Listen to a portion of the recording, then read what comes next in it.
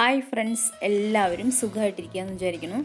ഞാനിന്ന് വന്നിരിക്കുന്നത് ഒരു വാഴക്കൂമ്പ് തോരൻ്റെ റെസിപ്പി ആയിട്ടാണ്. അതായത് വാഴക്കൂമ്പ്, ബനാന ഫ്ലവർ, വാഴച്ചുണ്ട് എന്നൊക്കെ പറയും. അതിൻ്റെ റെസിപ്പി ആയിട്ടാണ് ഞാനിന്ന് വന്നിരിക്കുന്നത്. അപ്പോൾ അതിന് വേണ്ടി ഞാനിവിടെ ഒരു വാഴക്കൂമ്പാണ് എടുത്തിരിക്കുന്നത്. അതിൻ്റെ മീതെയുള്ള പോളകളെല്ലാം നമുക്ക് നല്ലപോലെ പൊളിച്ച് കളയണം.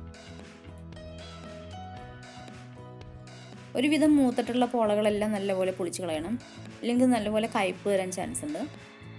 അപ്പോൾ നമ്മൾ അതിൻ്റെ മീതെയുള്ള പോളകളെല്ലാം ഞാൻ പൊളിച്ച് കളയുകയാണ്.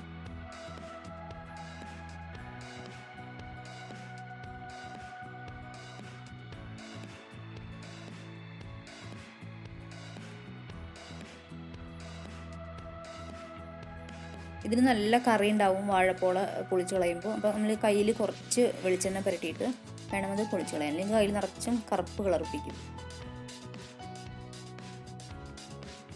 ഇനി ഒരു പാത്രത്തിൽ നമുക്ക് കുറച്ച് വെള്ളം എടുത്തിട്ട് അതിലേക്ക് മഞ്ഞൾപ്പൊടി ഇട്ട് കൊടുക്കാം. കണ്ടോ, ഇത്രയും വാഴപ്പോള ഞാനും പൊളിച്ച് കളഞ്ഞിട്ടുണ്ട്.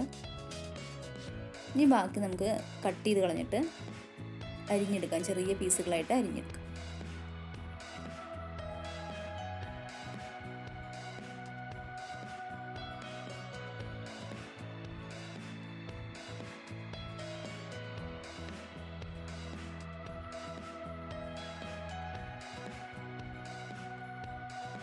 ചെറുതാക്കി അരിഞ്ഞിട്ട് നമുക്ക് ഇനി മഞ്ഞൾപ്പൊടി വെള്ളത്തിലേക്ക് ഇട്ട് കൊടുക്കാം. അപ്പോൾ അതിൻ്റെ കറി ഉണ്ടാവുമല്ലോ, ആ കറിയൊക്കെ പോകാൻ വേണ്ടിയിട്ടാണ് നമ്മൾ മഞ്ഞൾപ്പൊടിയിൽ ഇട്ട് വയ്ക്കുന്നത്.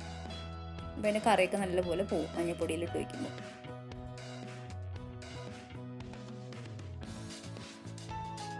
ഈ വാഴക്കൂമ്പ് നമുക്ക് ചെറുപയറിൻ്റെ കൂടെ, മുതിരയുടെ കൂടെ, വൻപയറിൻ്റെ കൂടെ ഒക്കെ തോരനാക്കി വയ്ക്കാം.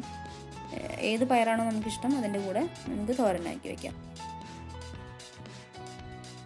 അപ്പോൾ ഞാനിതിനെ ചെറുതാക്കി അരിഞ്ഞെടുക്കുകയാണ്.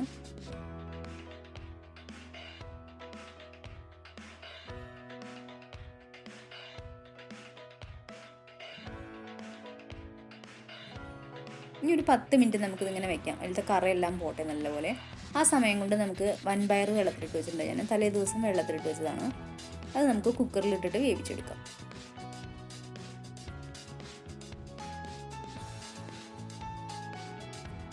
പാകത്തിന് ഉപ്പും വെള്ളവും ചേർത്തിട്ട് വേവിക്കാം.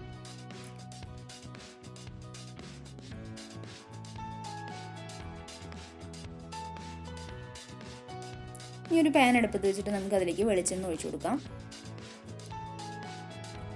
കടുക് ഇട്ട് കൊടുക്കാം, വറ്റൽമുളക്, ചെറിയ ഉള്ളി,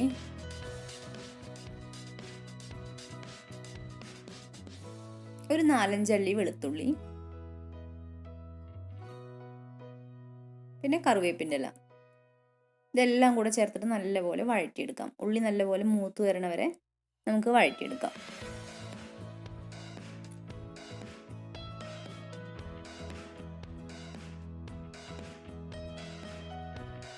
ഇനി ഇതിലേക്ക് പാകത്തിന് മഞ്ഞൾപ്പൊടി, ഒരു 1/4 ടീസ്പൂണോളം മഞ്ഞൾപ്പൊടി ചേർത്ത് കൊടുത്തിട്ടുണ്ട്. എരിവിനനുസരിച്ചുള്ള മുളക് പൊടി ചേർത്ത് കൊടുക്കാം. എരിവ് കൂടുതൽ വേണ്ടവർക്ക് കൂടുതൽ ചേർത്ത് കൊടുക്കാം. ഞാനിവിടെ 1 ടീസ്പൂൺ മുളക് പൊടി ചേർത്ത് കൊടുക്കുന്നുണ്ട്.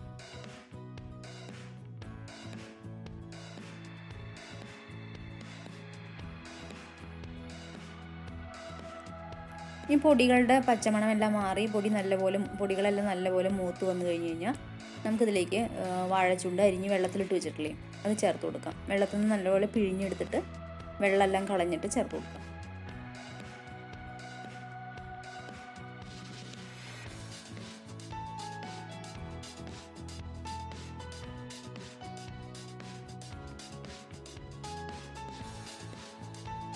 എല്ലാം വാഴച്ചുണ്ട് അരിഞ്ഞത് ഞാനിതിലേക്ക് ചേർത്ത് കൊടുത്തിട്ടുണ്ട്.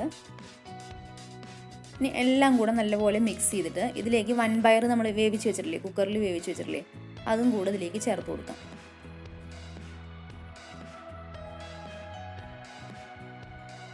അതിൽ വൻപയർ വേവിച്ചപ്പോൾ കുറച്ച് വെള്ളം ഉണ്ടായിരുന്നു, അതും ഞാൻ ഇതിൽ ചേർത്ത് കൊടുത്തിട്ടുണ്ട്. പിന്നെ പാകത്തിന് ഉപ്പും ചേർത്തിട്ട് നമുക്ക് എല്ലാം കൂടെ മിക്സ് ചെയ്തിട്ട് അടച്ചു വെച്ചിട്ട് വേവിച്ചെടുക്കണം. അതിൽ വെള്ളമൊക്കെ, വൻപയർ വേവിച്ച വെള്ളമല്ലേ, അതെല്ലാം നല്ലപോലെ വറ്റിച്ചെടുക്കണം.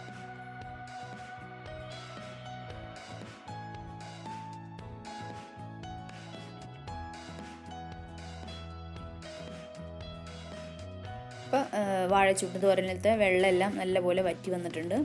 ഇനി ഒന്നുകൂടെ ഡ്രൈ ആവാനുണ്ട്, നല്ലപോലെ ഡ്രൈ ആയി കിട്ടണം. കുറച്ച് വെള്ളം കൂടെ ഉണ്ട്, അതും കൂടെ ഒന്ന് വറ്റി വരണം. അപ്പോൾ ഒന്നുകൂടെ നമുക്ക് അടച്ചു വെച്ചിട്ട് വേവിച്ചെടുക്കാം. കണ്ടോ, കുറച്ച് വെള്ളം കൂടെ ഉണ്ട്, അതും കൂടെ ഒന്ന് വറ്റി വരണം.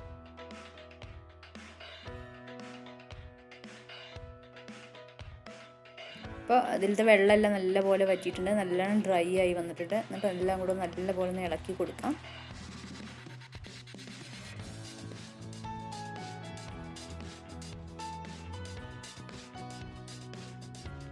ഇനി ഇതിലേക്ക് നമുക്ക് ഇഷ്ടത്തിനനുസരിച്ചിട്ടുള്ള തേങ്ങ ചേർത്ത് കൊടുക്കാം. കുറേ വേണമെന്നുണ്ടെങ്കിൽ കുറേ ചേർത്ത് കൊടുക്കാം, അല്ല കുറച്ച് മതി എന്നുണ്ടെങ്കിൽ അങ്ങനെ കുറച്ച് ചേർത്ത് കൊടുക്കാം.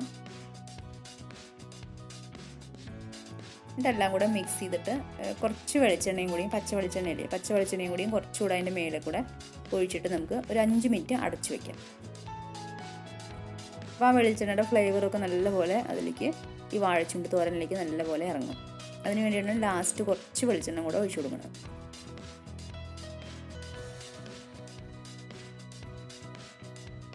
അതിനൊരു ടീസ്പൂൺ വെളിച്ചെണ്ണയാണ് ഒഴിച്ചു കൊടുത്തിരുന്നത്. ഇനി നമുക്കൊന്ന് അടച്ചു വയ്ക്കാം, എല്ലാം കൂടെ മിക്സ് ചെയ്തിട്ട്. ഇപ്പം നമ്മുടെ വാഴച്ചുണ്ട് തോരൻ ഏകദേശം റെഡി ആയിട്ടുണ്ട്. നമുക്ക് സ്റ്റൗ എല്ലാം ഓഫ് ചെയ്യാം. ഇനി നമുക്കൊരു സെർവ് ചെയ്യണ പാത്രത്തിലേക്ക് ഇത് മാറ്റി കൊടുക്കാം. അപ്പോൾ വളരെ ഹെൽത്തി ആയിട്ടുള്ളൊരു തോരനാണത്. അപ്പോൾ എല്ലാവരും ഒന്ന് ട്രൈ ചെയ്ത് നോക്കുക. പിന്നെ നിങ്ങൾ എൻ്റെ വീഡിയോസ് എല്ലാം ആദ്യമായിട്ടാണ് കാണണമെങ്കിൽ നിങ്ങൾക്ക് ഇഷ്ടപ്പെട്ട് കഴിഞ്ഞാൽ ലൈക്ക് ചെയ്യാനും ഷെയർ ചെയ്യാനും സബ്സ്ക്രൈബ് ചെയ്യാനും മറക്കരുത്. പിന്നെ നിങ്ങളുടെ അഭിപ്രായങ്ങൾ കമൻറ്റ് ബോക്സിൽ വന്നിട്ട് കമൻറ്റ് ചെയ്യാനും മറക്കരുത്.